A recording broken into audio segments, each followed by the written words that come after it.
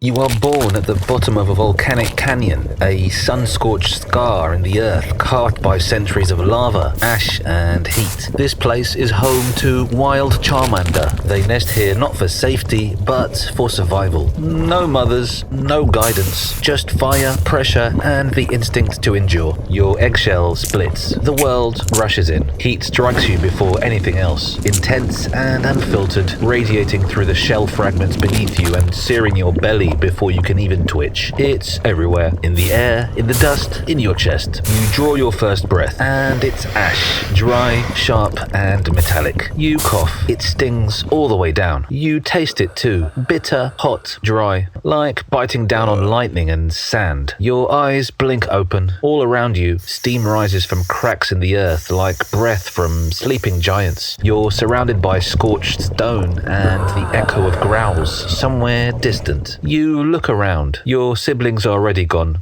Their shells cracked open before yours, tails alight, bodies sturdy, legs strong. You can still see their claw marks in the dust, winding up the sloping canyon trail. Faint, but proud. Your legs tremble as you try to stand. Every joint resists. Your tail flops behind you, the flame at its tip no stronger than a candle on the verge of dying. At just 1.5 feet tall and barely 16 pounds, you are smaller, slower, cold-blooded, in a place that doesn't wait for the cold. You are a runt, and runt means disposable. You stagger toward a warm slab of rock, collapse against it, and press your body flat, hoping to steal its heat before the night takes it back. It helps, barely. Your tail flickers behind you in the dust. You breathe in the heat like it's food. The others are already sparring. You hear the hiss of flames, the snapping of jaws, the clash of claws. Even freshly hatched, they know the rules. Rise or be stepped on.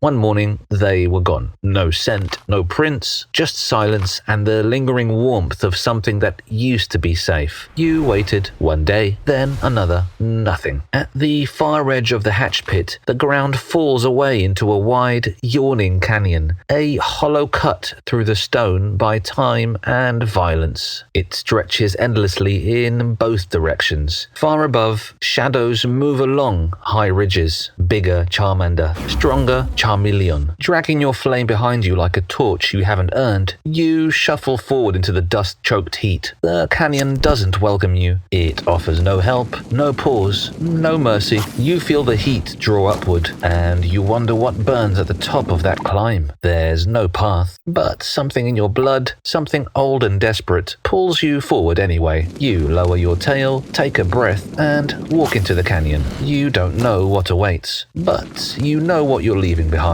Your flame is more than a symbol. It's your lifeline. It's your truth. Burning right behind you, where everyone can see it. It flickers when you're tired, flares when you're scared, dims when you feel like dying. It betrays you every second of every day. Your body runs hot, but only barely. Without that tail flame, you're nothing. You can't regulate your own heat. You can't even stay conscious without it. It's your source, your core, and your greatest vulnerability. Every predator knows it. Every rival hunts for it. You try to hide. You press your tail into wet moss to keep it from flaring too brightly. You huddle in the shadows between black stones, tail curled beneath your chest. Once, you even buried the flame in ash, desperate to erase its glow. The pain almost stopped your lungs. Your chest locked. Your vision went white. And still, they find you. Other Charmander track you with ease.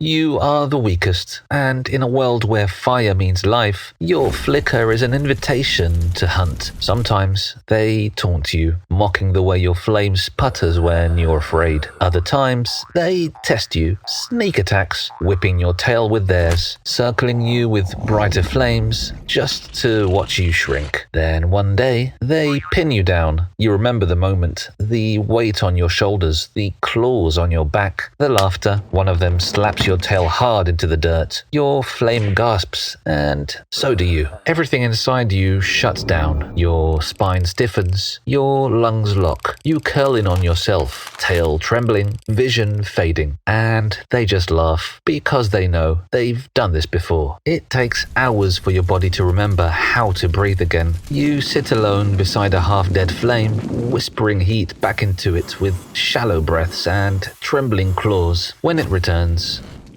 when that fragile, flickering light dares to spark back to life, so does the shame. You wrap your tail around yourself, tighter than before. You tell yourself, next time, they won't see me coming. So how do you survive as a Charmander no one respects? You don't fight them. You vanish. While they train out in the open, battling and blasting fire against stone, you move through the cracks, unseen, unnoticed. You map the canyon like it's written on your bones. Which stones hold heat long after sunset, which berry roots grow low behind moss curtains, which pools are shallow enough to cross without your flame-touching water. You time your movements with the wind so your scent doesn't linger. You start training on your own, not with roars and fireballs, with precision. Deep behind a fractured ridge, you mark a small circle in the dirt with your claw. It's where you'll practice, every day, until you no longer feel like a flicker, until you can burn without apology. You crouch low, breathe tight, eyes closed. You try to feel the flame in your chest before forcing it out. Your first ember is nothing, a cough of smoke. The second scorches your own claw, but the third catches a dry leaf and holds. You don't roar, you don't celebrate. You inhale the smoke, stare at the flame, and let it burn. You're not strong yet, but you're learning to become something they won't see coming. One day, something happens near the spring. You know better than to get too close. The stronger ones guard it during daylight, tails casting long reflections in the steaming water, their laughter echoing off the walls like fire snapping in dry glass. But you're thirsty, and your flame is weaker than usual, licking low and uneven behind you. You just need one drink, one moment. You step toward the edge, careful, crouched, and then you hear it, a tail dragging through the gravel behind you. Too late, the jagged tail Charmander steps into your path and shoves you hard. The others snicker, waiting for you to run like usual. But something breaks. Something old and quiet inside you burns louder than fear. You lash out,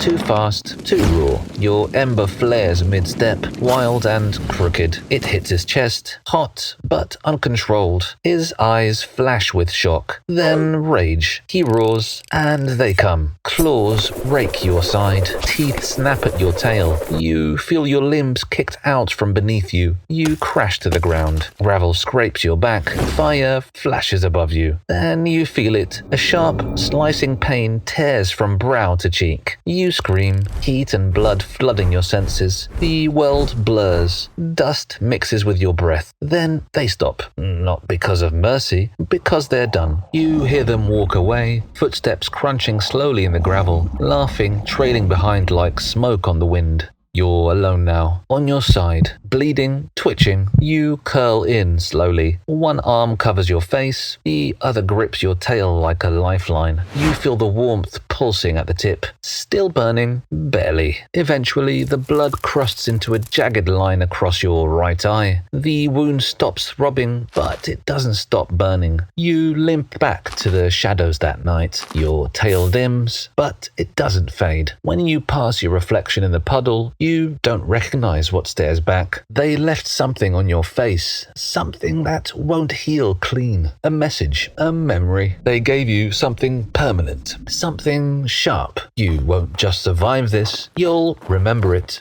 Days pass, the scar remains, raw and red, like a second flame on your face. You train harder, you stop hiding your flame, you stop masking your scent, you stop slipping into shadows like prey. And when you catch the scent of Jagged Tail again, smoke and sweat and memory, you don't retreat, you wait. He finds you alone near the spring, just like before. Same place, same look in his eye. He expects you to fold. He lunges, you duck low, spin your tail behind you for balance, and exhale with everything you have. Ember. It slams into his chest. Hot, sharp, stronger than any flame you've made before. He staggers, but he doesn't fall. He snarls and rushes back, claws raised. You don't run. You twist, use your teeth, short but sharp, and bite down on his wrist. He yelps. You release and slam your tail into his side. Fire follows. Another ember, point blank. He drops, not unconscious, but stunned, breathless, humbled. The others freeze. They don't laugh. They don't speak. They look at the flame rising behind you, steady now, defiant, and they back away. You don't smile. You don't breathe easier, because this isn't a win. It's just the beginning.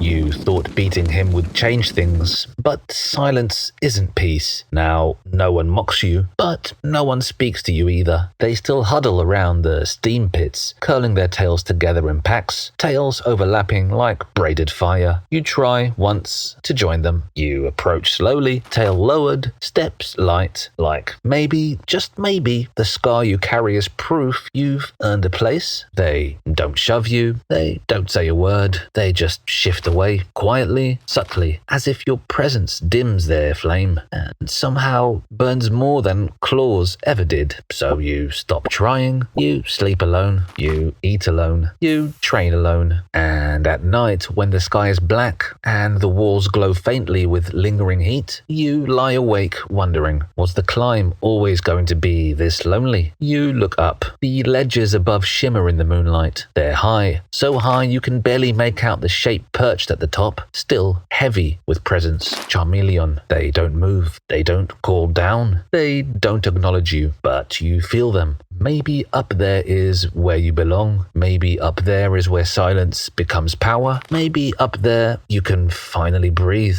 You whisper to your flame. It flutters. You're not sure if it agrees. Your body feels hollow, the kind of emptiness that pulls at your spine, that sinks into your muscles and makes every step feel like you're dragging the canyon itself behind you. 2 days without food. Maybe more. The insects are gone. The roots have dried. The berries have been stripped by stronger ones. You chew dry moss, hoping it holds some moisture, some trace of nutrients, but it sticks to your tongue like ash and leaves your throat raw. You gag, you spit, you snap at a wild slugma and miss. You follow an old trail down toward the canyon's cooler side, where the rocks are darker, the winds cut deeper, and fewer dare go. You stumble through soot and silence. You step on thorns, you trip over stone. Your flame dims. You feel it, not just behind you, but inside you. The flicker of your will getting slower, smaller. You find a hollow, an old nest, abandoned. The smell is stale and cracked. You dig. Your claws hit something soft. Not dirt, not stone, warmth. You dig faster. You uncover a smooth surface, an egg, alone, covered in soot. Still warm. You freeze. It's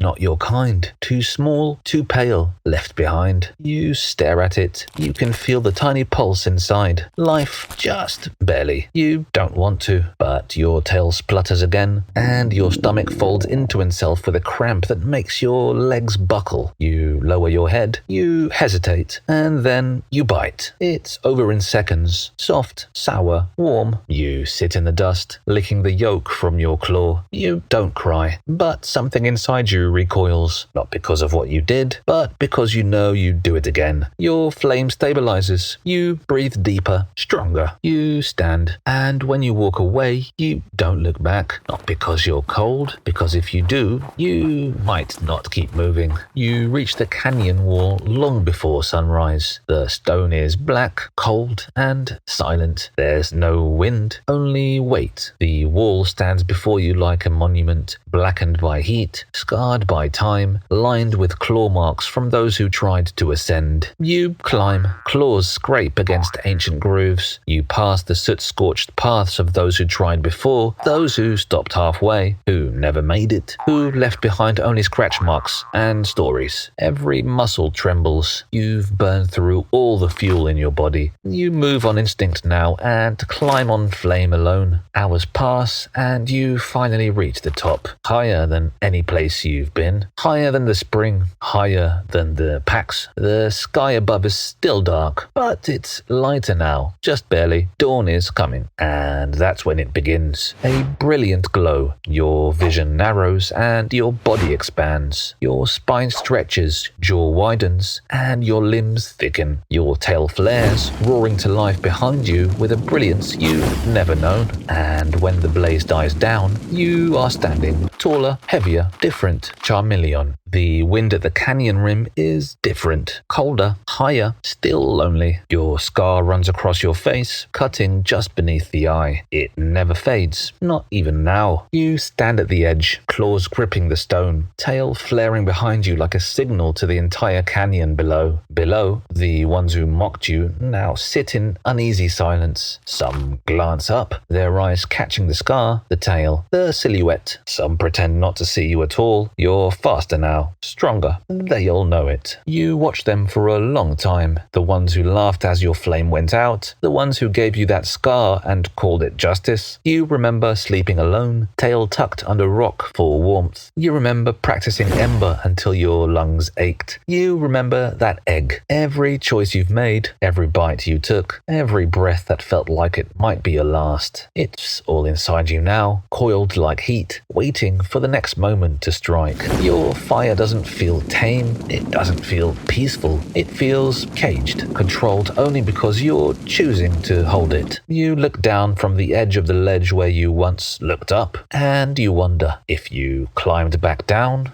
would they run? Would they fight? Would they remember what they did to you? You breathe in ash, heat, memory. You're not done. Not yet.